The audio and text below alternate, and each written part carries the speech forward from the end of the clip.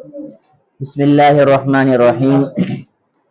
گزشتہ لیکچرز میں ہم مضاف الیہ جسے مرکب اضافی بھی کہہ دیا جاتا ہے، اور اسی طرح سے حروف عطف جسے مرکب عطفی کہہ دیا جاتا ہے، اور اسی طرح سے مرکب توصیفی جسے ہم عام اصطلاح میں موصوف صفت کہہ دیا کرتے ہیں، تو ان مرکبات کے بارے میں ہم پڑھ چکے ہیں۔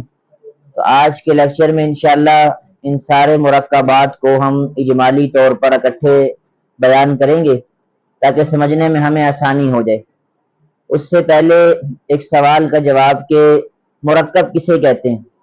دو یا دو سے زیادہ چیزوں سے مل کر جو چیز تیار ہو جائے اسے مرکب کہہ دیے جاتے ہیں۔ اب خواہ وہ الفاظ کے اعتبار سے ہو یا پھر وہ اشیاء کے اعتبار سے ہو، جیسا کہ جو ہے آپ یہاں پر بھی اسکرین پر تعریف دیکھ سکتے ہیں کہ دو یا دو سے زیادہ الفاظ کے مجموعہ کو مرکب کہتے ہیں۔ ایک مرکب میں موجود الفاظ کے آپس میں تعلق کو ترکیب کہہ دیا جاتا ہے، تو تعلق کو ترکیب کہہ دیا جائے گا اور اس کے مجموعے کو مرکب کہہ دیا جائے گا۔ سب سے پہلے آپ مرکب ناقص پر آ جائیں۔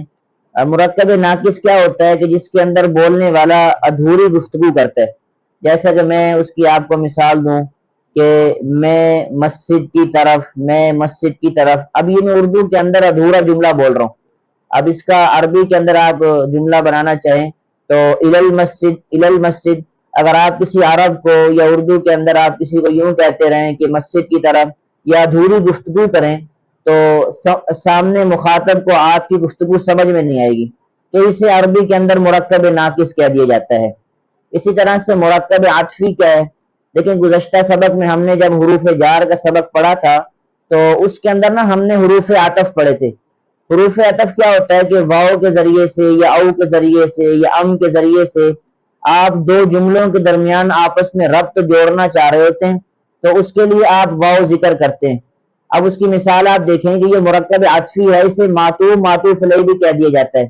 پہلے جملے کو یعنی جو واو سے دائیں جانب ہے اس کو معطوف علیہ کہہ دیا جاتا ہے، اور جو واو کے بعد ہوگا اس کو معطوف کہہ دیا جائے گا۔ اس کی مثال آپ دیکھ سکتے ہیں نخل و رمان۔ اب نخل یہ معطوف علیہ ہے کیونکہ واو کے دائیں جانب موجود ہے، اور رمان جو ہے جو واو کے بعد واقع ہو رہا ہے اس کو ہم معطوف کہیں گے۔ یہ دونوں الفاظ آپس میں مل کے مرکب عطفی بن جایا کرتے ہیں۔ ان کے نام اس لیے یہاں پر ذکر کیے جا رہے ہیں کہ بسا اوقات ہم نے معطوف علیہ کا نام تو سنا ہوتا ہے، لیکن اگر اسی کو ہم بدل کر پوچھیں کہ مرکب عطفی کسے کہا جاتا ہے تو ساتھی تھوڑے سے کنفیوز ہو جایا کرتے ہیں۔ اسی طرح سے آپ دوسری مثال دیکھیں مرکب توصیفی۔ مرکب توصیفی کن دو مرکب سے مل کر بنتا ہے؟ اس کے اندر ایک لفظ موصوف ہوتا ہے جس کی تعریف بیان کی جا رہی ہوتی ہے، اور دوسری جو ہے وہ صفت ہوا کرتی ہے۔ اس کی مثال جیسا کہ کتاب مبین، لفظ کتاب موصوف ہے اور مبین ہونا، واضح ہونا، یہ اس کی صفت ہے۔ اب کتاب موصوف اپنی صفت سے مل کر یہ مرکب توصیفی بن گیا، ان کا آپس میں موصوف صفت کا تعلق ہو گیا، اور اس کو دوسری عام الفاظ کے اندر موصوف صفت بھی کہہ دیا جاتا ہے۔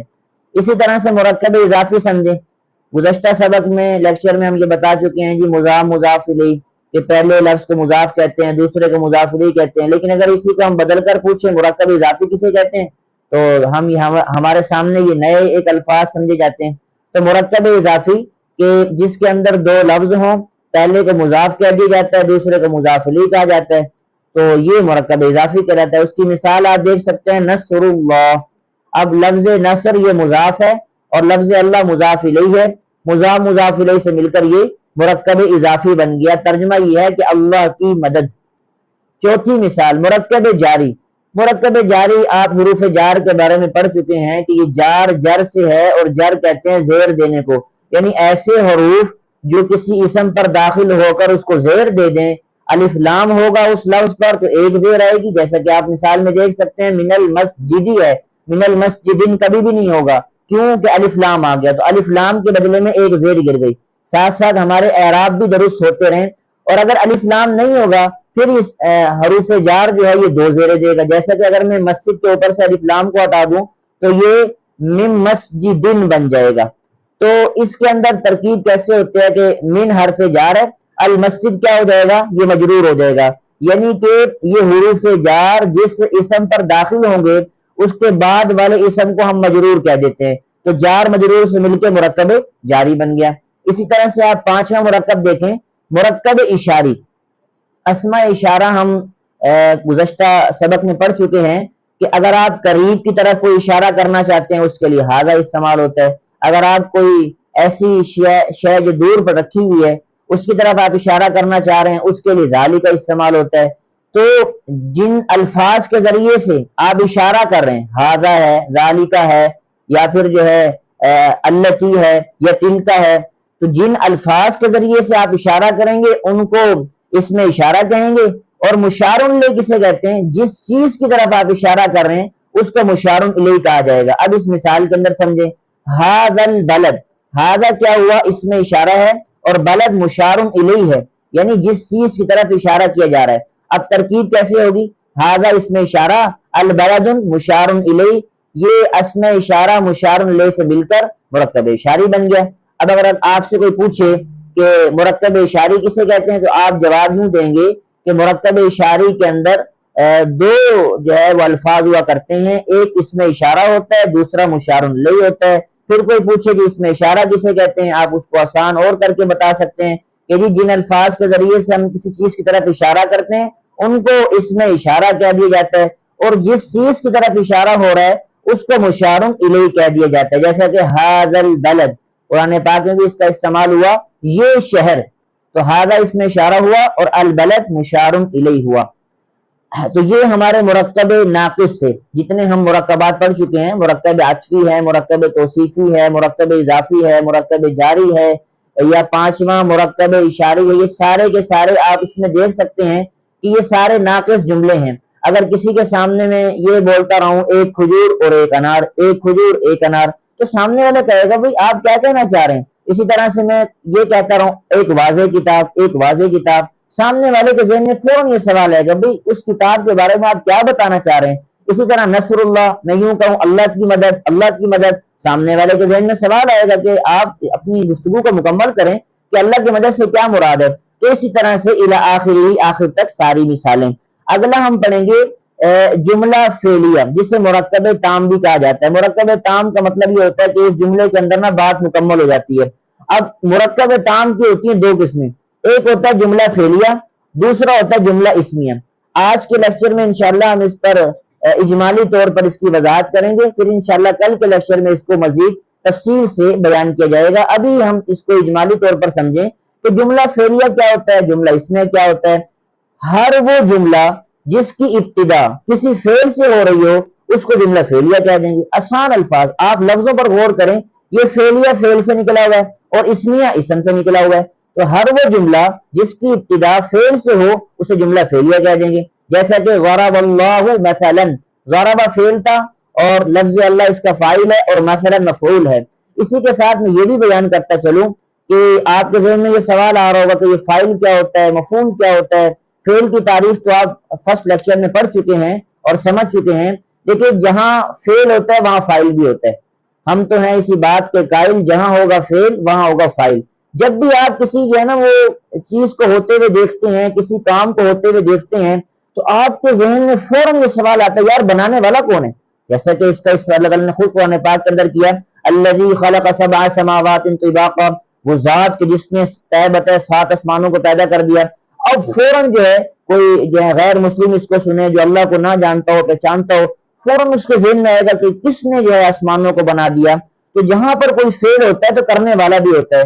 دنیا کے اندر آپ کوئی ایسا فعل نہیں دیکھیں گے، کوئی ایسا کام نہیں دیکھیں گے خود بخود واقع ہو رہا ہو، تو ہر کام کے ساتھ کوئی کرنے والا ہوا کرتا ہے۔ تو جو کام کرنے والا ہوتا ہے اس کو فاعل کہتے ہیں، اور جس پر وہ کام واقع ہو رہا ہو اس کو مفعول کہا جاتا ہے۔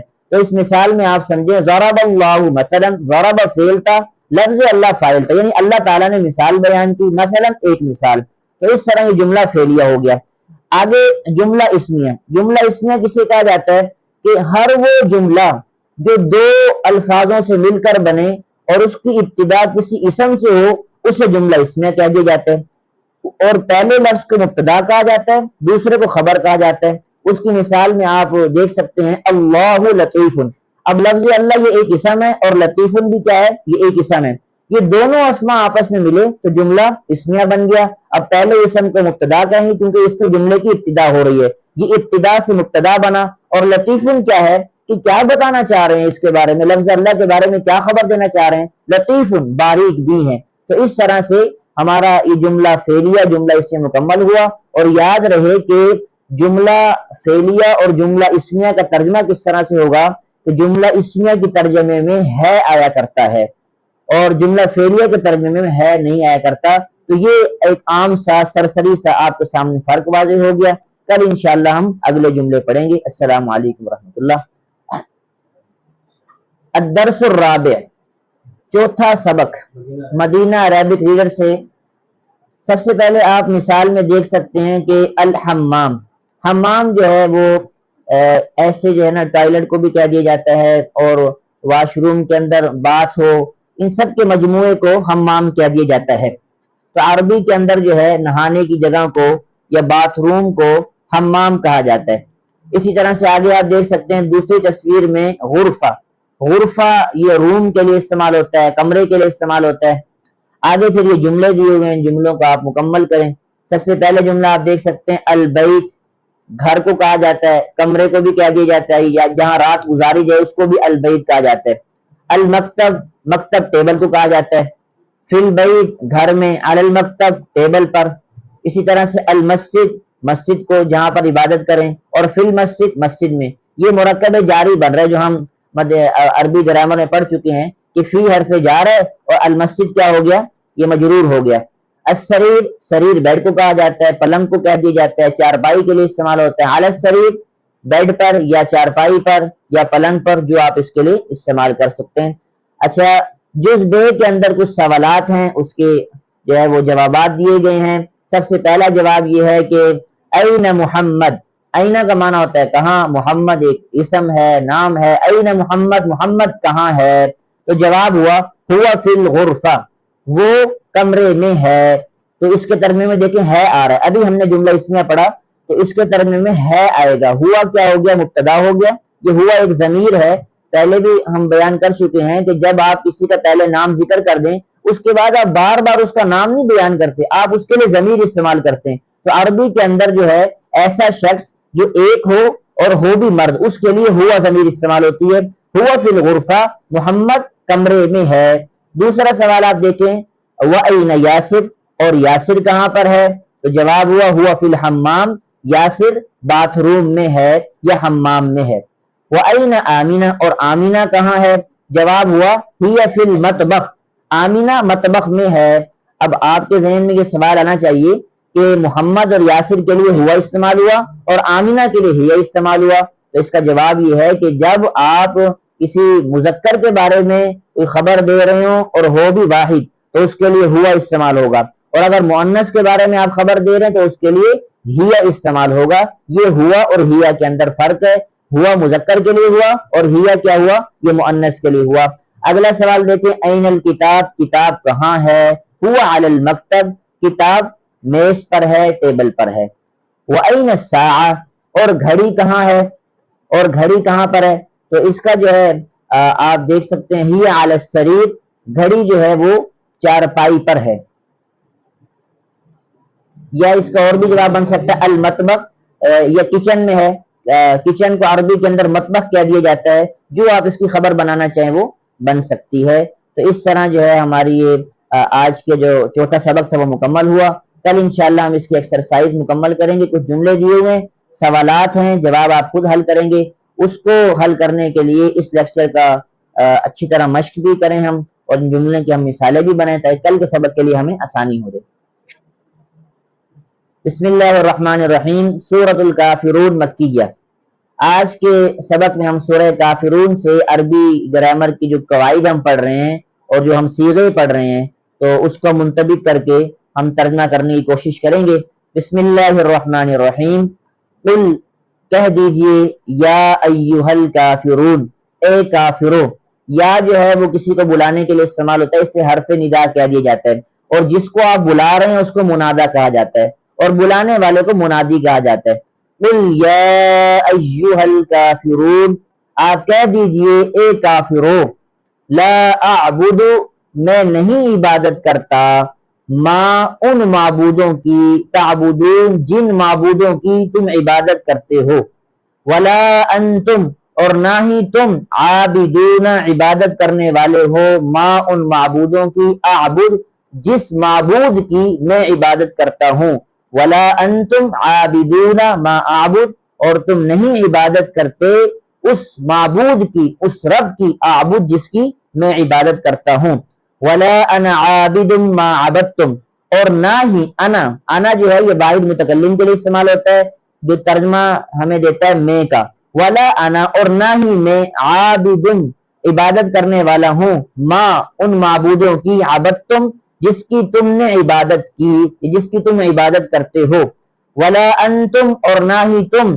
عابدون عبادت کرتے ہو ما اس رب کی اعبد جس کی میں عبادت کرتا ہوں، لکم تمہارے لیے دینکم یہ آپس میں مضاف مضاف الیہ بن رہا ہے تمہارا دین، والیہ واو حرف عطف ہے اور لام حرف جار ہے اور یا ضمیر آئی ہوئی ہے، والیہ اور میرے لیے دین میرا دین، لکم دینکم تمہارے لیے تمہارا دین اور میرے لیے میرا دین۔ تو اس طرح ہمارا یہ لغوی ترجمہ مکمل ہوا۔ اسی کے ساتھ ایک وضاحت طلب جو پہلو ہے، آپ سکرین کے اندر ترجمہ دیکھ رہے ہیں یہ سلیسی ترجمہ ہے اور جو لیکچر کے اندر ترجمہ ہو رہا ہے یہ لفظی ترجمہ ہو رہا ہے، تو کوئی جو ہے سامع سننے والا اس بات سے پریشان بھی نہ ہو کہ جو ہے لیکچر کے اندر ترجمہ مختلف ہے اور سکرین پر ترجمہ مختلف ہے، الفاظوں کے اعتبار سے فرق ہو سکتا ہے، باقی مفہوم جو ہے وہ سب کا ایک ہی ہے۔ اور اس کا شان نزول اس طرح سے مختصر طور پہ کچھ کفاران مکہ آپ علیہ السلام کے پاس آئے، بڑے بڑے سردار، انہوں نے آ کر کہا کہ ہم ایسا کرتے ہیں کہ ایک سال آپ ہمارے معبودوں کی، ہمارے بتوں کی عبادت کریں، ہمارے رسم و رواج کے اندر شریک ہوں، ہماری عبادات کے اندر آپ آئیں اور ایک سال ہم آپ کے رب کی عبادت کریں گے، جس کو عربی کے اندر مداہنت کہہ دیا جاتا ہے۔ تو آپ علیہ السلام نے اس موقع پر ارشاد فرمایا کیونکہ نبی شروع سے موحد ہوا کرتا ہے اور اللہ نے اس کے دل کے اندر حق کی پہچان کروا دی ہوتی ہے، آپ علیہ السلام نے جواب دیا، آپ نے فرمایا اگر میرے ایک ہاتھ پر جو ہے وہ ماتاب رکھ دیا جائے اور دوسرے جو ہے وہ ہاتھ پر جو ہے وہ چاند رکھ دیا جائے، سورج رکھ دیا جائے، تب بھی میں اپنی اس دعوت سے نہیں پیچھے ہٹوں گا، میں اپنی دعوت کو، حق کی بات کو پہنچا کر رہوں گا۔